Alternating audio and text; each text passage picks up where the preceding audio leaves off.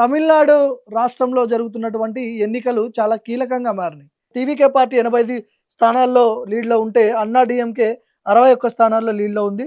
DMK 35 స్థానాల్లో లీడ్‌లో ఉంది. PMK party 5 స్థానాల్లో లీడ్‌లో ఉంది.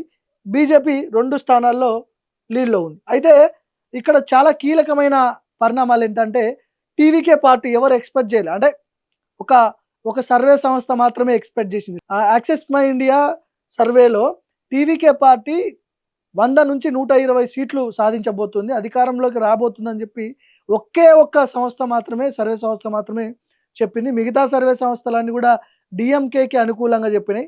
అయితే ఈ అప్డేట్స్ అన్నీ కూడా 10:00 వచ్చినటువంటి అప్డేట్స్. తాజా అప్డేట్స్ ఏంటంటే టీవీకే పార్టీ దాదాపు 100 సీట్లకు పైగా లీడ్‌లో ఉందని చెప్పి అంటున్నారు. 100 సీట్లు అంటే మామూలు విషయం కాదు. ఎందుకంటే డీఎంకే పార్టీ ఎప్పుడైనా కూడా ఇప్పుడు అధికారంలో ఉంది డీఎంకే పార్టీ. డీఎంకే కావచ్చు, అన్నా డీఎంకే కావచ్చు. 2 పార్టీల మధ్యనే ఎప్పుడు పోటీ కొనసాగేది. కానీ కొత్తగా వచ్చిన పార్టీ విజయ్ తలపతి. ఆయన సినిమా యాక్టర్ కాబట్టి కొంత అభిమానులు ఎక్కువ ఉంటారు. మరో రజనీకాంత్ అని చెప్తారు ఆయన్ని. అంటే తమిళనాడులో.